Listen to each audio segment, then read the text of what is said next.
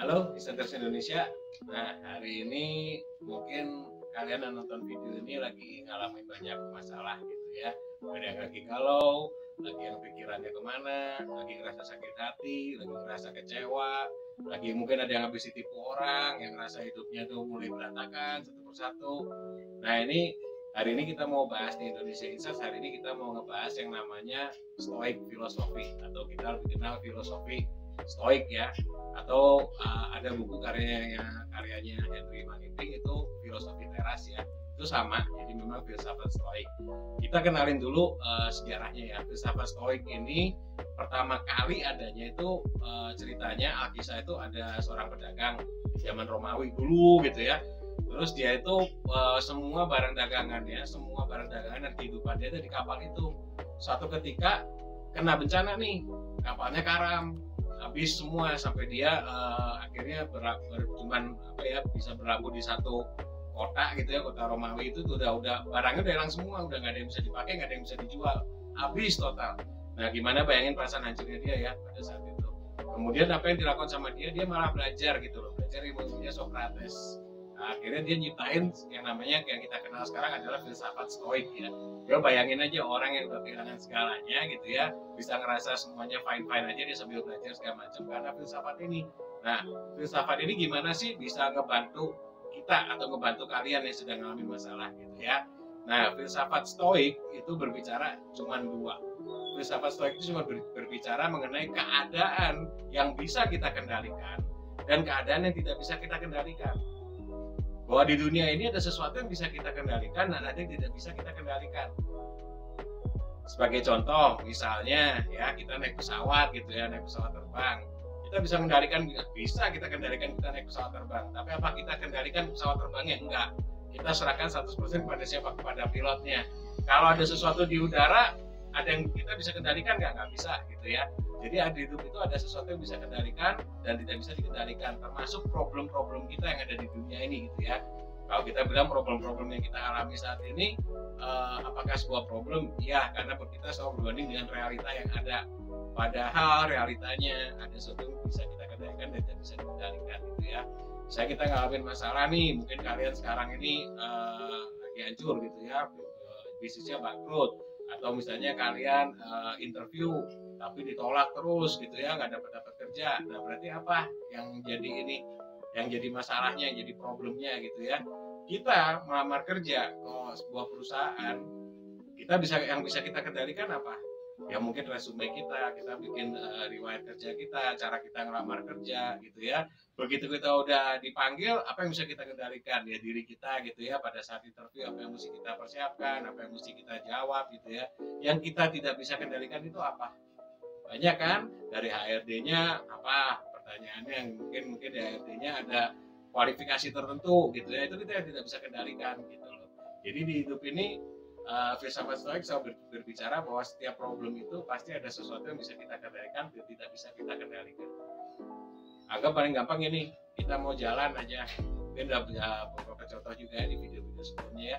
Kita mau jalan dari jalan A ke jalan B, kita udah tahu nih mesti gimana atau kemana, atau mungkin kita nggak tahu, masih pakai Google Map gitu ya.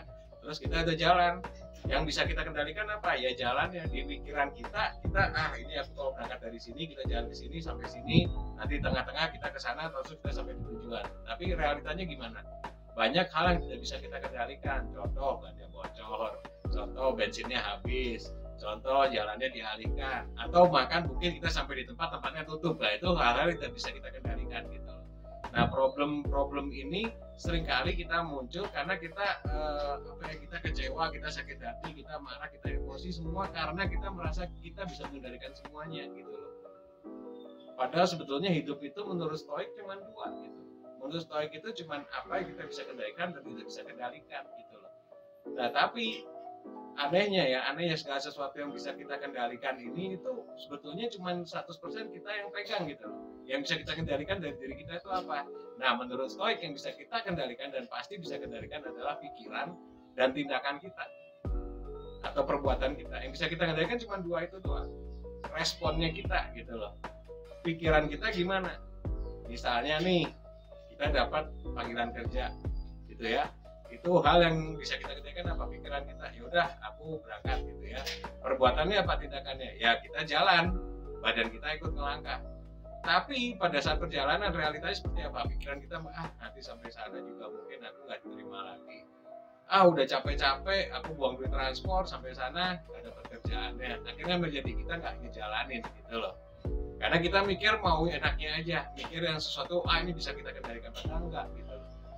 Kita diterima atau tidak diterima di perusahaan tersebut, kita gagal atau berhasil, itu sesuatu yang kita tidak bisa kendalikan. Yang bisa kita kendalikan adalah pikiran kita, gimana kita tetap positif gitu ya, tetap berangkat aja lah whatsoever, bodo amat gitu ya. Terus sudah sampai di sana, perbuatan kita, tindakan kita, attitude kita gitu kan, sampai di sana apa yang perlu kita ini. Nah, mengenai hasilnya itu bukan sesuatu yang kita bisa kendalikan, karena itu sudah hasil. Tapi selama proses ini, itu yang bisa kita kendalikan, itu pikiran dan perbuatan kita.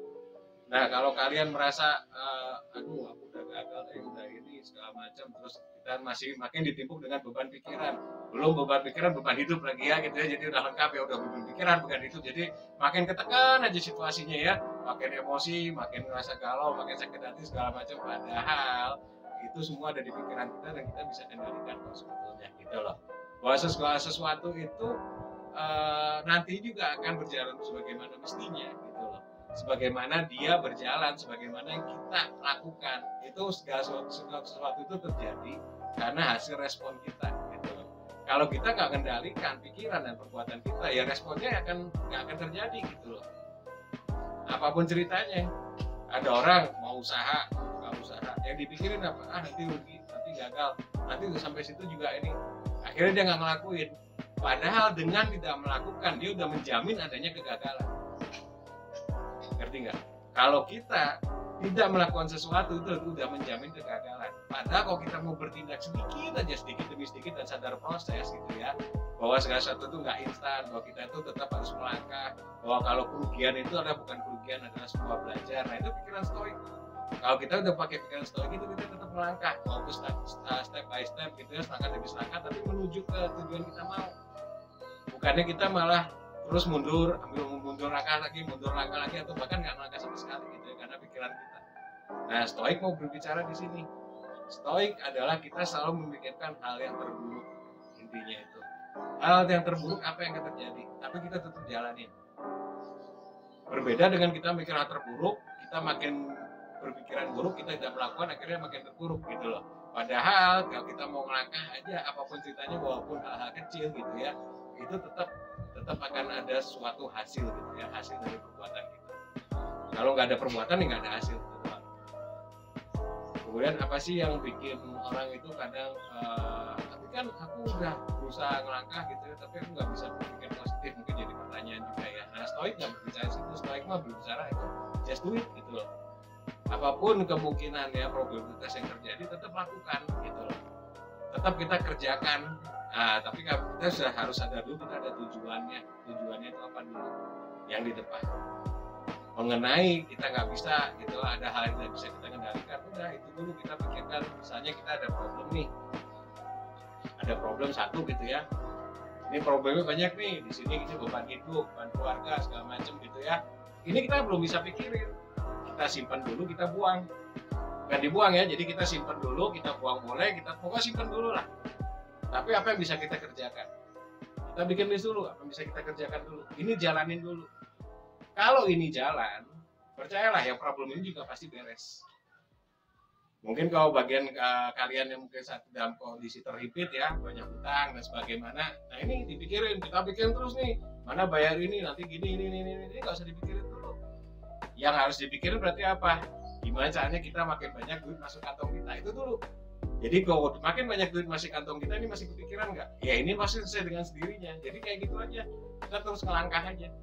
Nah, ini stoik banget gitu loh. Kalau orang bilang stoik tuh bullshit gini, ya itu whatsoever tuh tergantung pikiran gitu loh. Tapi masalah filsafat adalah filsafat itu tuh kita pakai yang berguna bagi kita, dan kita tidak perlu pakai yang tidak berguna bagi diri kita gitu ya. Filsafat tuh banyak. Tapi intinya stoik itu lebih bisa bikin kita hidup lebih nyaman lah istilahnya gitu loh. Walaupun dengan masalah-masalah yang terus berdatangan, kita lebih enjoy aja, lebih nyaman karena kita nikmatin prosesnya gitu loh. Karena segala sesuatu terjadi kan karena kita juga gitu kan, kita udah tahu kalau kita ngelakuin ini pasti akan ada kejadian ini, tapi kita nggak mau nerima ini, nggak bisa dong gitu kan. Hidup itu karena ada aksi dan reaksi gitu kan ya. Jadi aksi yang kita lakukan menimbulkan sebuah reaksi. Nah ini reaksi itu kalau kita lakukan positif ya reaksinya positif, kalau reaksinya kita melakukan aksi negatif ya aksinya pun akan negatif. Jadi fine aja, slow aja, jalanin aja gitu. Stoik itu berpikir ya udah kalau ini terjadi buruk, yang penting aku ngelakuin yang jadi tujuan aku ini gitu loh. Nah ini ada juga di bukunya Mark Manson yang sebuah seni bersikap bodo amat, kurang lebih sama berbicaranya gitu ya. Hidup itu tidak akan pernah lepas dari yang namanya problem. Problem itu akan selalu ada, apapun ceritanya. Bukan berarti kita punya problem selesai terus nggak ada problem lagi, nggak ada. Manusia selama masih hidup pasti ada problem. Dan kerennya kita bisa pilih problem apa yang mau kita selesaikan lebih dahulu gitu loh. Misalnya kita punya 5 problem nih, A, B, C, D, E gitu ya. A nggak bisa gua, B belum bisa, C nggak mungkin, D yang E bisa nih, ya E dulu kita kerjain problemnya, yang lain kita minggirin dulu bersama kayak Stoik tadi ya. Jadi kita simpen dulu. Kalau memang kita simpan ini bisa selesai dengan sendirinya, jalanin aja yang bisa. Kalau memang nggak bisa kita buang. Oh besok juga kita masih bangun tidur, masih dapat nafas lagi gitu ya. Yang penting itu kita dalam setiap harinya itu satu yang paling penting itu bersyukur dulu bahwa kita masih bangun tidur, nafas masih enak gitu ya, nafas masih bagus. Orang-orang yang sakit, yang di rumah sakit di ICU untuk nafas saja mereka bayar kamarnya 800.000 sehari dengan tabung oksigen, itu bayar, kita masih gratis. Yang kedua, kita masih punya tangan buat kerja, masih punya kaki buat ngelangkah, masih punya pikiran yang kita bisa penuhin wawasan untuk belajar lagi. Nah, itu disyukurin dulu. Kalau kita bisa nyukurin hal kecil ini, walaupun banyak problem, ya mungkin kita ada down, ada segala macam, tapi kita bisa minggirin dulu. Kita masih mampu untuk kerjakan yang mau kita kerjakan.